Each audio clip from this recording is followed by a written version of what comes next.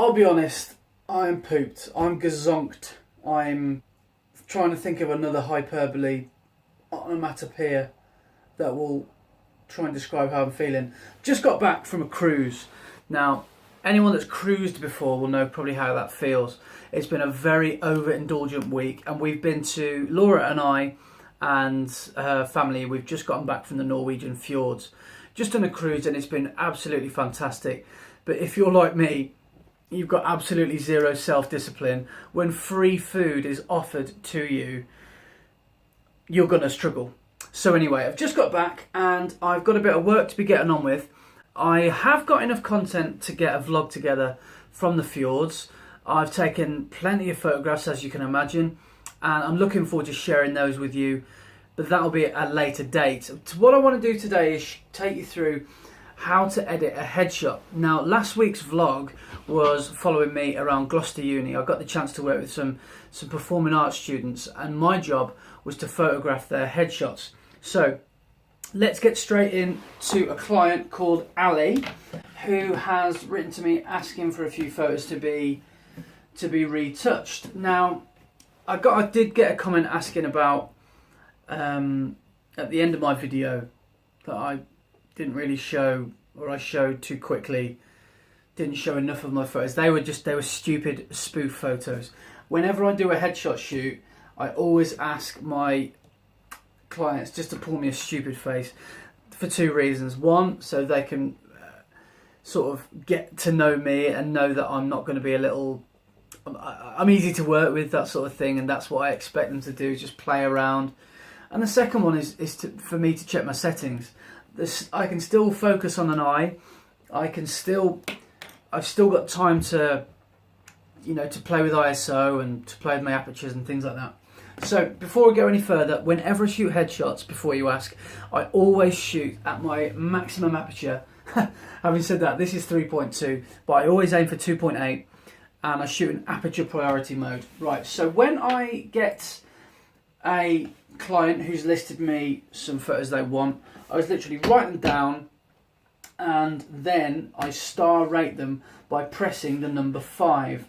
And when I've done that, I just hit the little filter in Lightroom, which I then check as rated, and then I can see the photos that I want to edit. Now, I haven't actually done these yet, so I'm going to pick one at random to do. So let's get this one. So let's get straight into the develop module. Now, the first thing we need to do is go down to 10 by 8, because if you're an actor or an actress and you don't have a 10 by 8 headshot, you will not be taken seriously. An actor's headshot has to be 10 by 8 ratio. So the next thing I would always do is I would highlight or grab an adjustment brush, and I'm just going to colour over the eyes. And what I'm going to do here is, you can do this manually or you can do the little preset. On the effect here, I always drop that down to iris enhance, and I normally do customise this a bit. So I smash the clarity to about 40, something like that. Go a little bit higher with the exposure, again to about 0.40. I get a bit of contrast in there, and I go a little heavier on the sharpness. Now, that might sound a little bit excessive, but when you stand back and look at it, it doesn't look that bad. And what I always constantly do is I'm always pressing the, I don't know how to say this, the backslash key, is that it? In develop, you hit that, and you can see where the photo, the raw photo, and your most up-to-date edit. So that actually doesn't look that different. So I'm going to go a little bit heavier on the eyes. So let's get that clarity a bit higher, and the exposure can come up as well. Let's go 0.75, 0.80. Yeah, that looks cool. No, it's a bit heavy. That's a bit much. So let's bring that back. Let's go to about 70. Yeah. Now, with an actor or an actress's headshot, the absolute first thing you're going to look at is their eyes. Now, this is going to come as no surprise, but if the eyes are in the shot, if you've not managed to get a decent expression out of them, then the photo will look completely flat. If you've got them to give you a really nice warm expression or a sneaky expression or something along those lines, I still think those eyes are a bit much, so let's go back to about 60. Then the photo will look flat. But when they give you a great expression and we hike up the the clarity and the exposure in the eyes is going to look even better. So make sure you don't fall into the trap of over editing and over retouching as well. So the next thing I would normally do is I've just sort of got rid of a few blemishes, then I get the darken brush and I just enhance those shadows around the side of the face. Cheekbones are a really important piece of an actor's headshot. And as well, at this point, I've completely evolved really my headshot editing or retouching. I don't smooth skin anymore because I don't see the point. I feel like it's, I don't know what's that word when it goes against what the whole point of it is. If I start smoothing skin, these people stop looking like themselves and they start looking like something else. So what's the point? So all I do is I just make subtle changes in other ways, like eyes with shadows, that sort of thing. Let's now have a look at the shadow and the highlights. So I like to see a bit of detail in the shadows. So but if you do it too much, then it'll look a little bit HDR. I know that sort of look. And if you do it too much, then you completely crush your blacks and it's a little bit too contrasty. So let's go above 0 to about +20. And normally I would, I'd do this, I'd hike up the shadows and drop the highlights, but on this one I always have my highlights a little bit stronger. And this just really, I think, just lightens and brightens the image in a really cool way. So that's what I do. I'll add a little bit of contrast. We'll expose it. As you can see with the histogram, we're not overexposed yet. So we'll go just a tad over. In fact, I'm actually going to bring them highlights just down a tad. So they're just a little bit less than the shadows on this occasion. Because when I originally exposed the photo, it was actually quite a decent exposure. So the blacks, I'm just going to bring the blacks down and the whites up. Now the vibrance, I don't really know what a word for this is, but I like to call it sort of reverse. I guess it's inverted saturation. So I just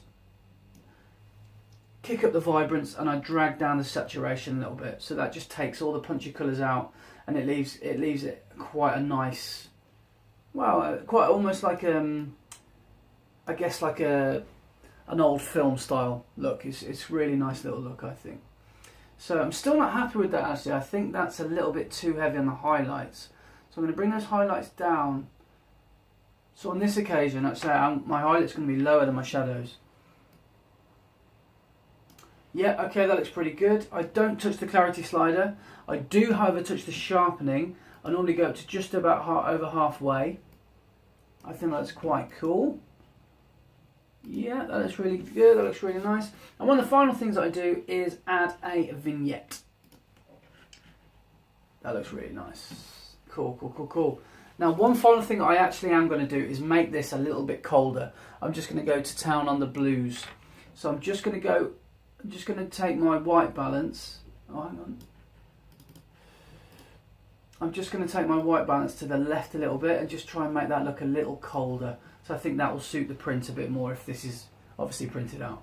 So by pressing the / key, you can see where we came from. A little bit flat, not a lot going on, and then we've turned it into quite a striking portrait. So this actress's name is Ali Dennison. She will be graduating this year, and thank you, Ali, for letting me use your face for this YouTube tutorial if you are watching. And that is pretty much all that I do. So that then would in the library module, we'd export that. I've got a headshot finals folder which is full of actors and actresses. So this just gets added on, and then their name just gets written into that. File name, sequence, resize to fit 3000 wide by height 3000, which ends up being about 2400 because of the 10:8 crop. Export, and that's gone. So that's today's mini tutorial. So thanks for watching, folks. I will be getting on the Norway vlog really soon.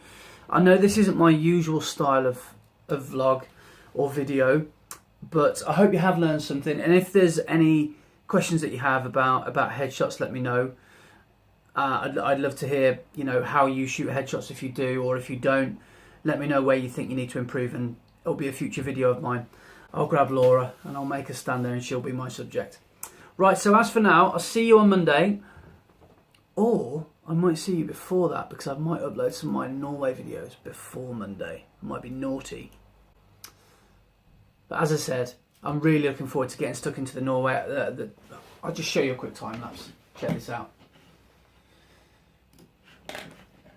Look at this.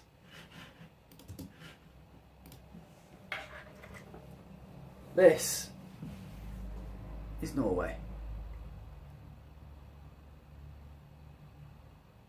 That was on top of a mountain that I climbed. But you'll find out all about that when you watch the video. So as for now, if this is your first time seeing my channel, do subscribe. There's loads and loads of content for you to go and have a look at. And remember to hit the like button, and also leave me a comment, because I'd love to hear your comments on this video. But as for now, see you soon. Bye bye.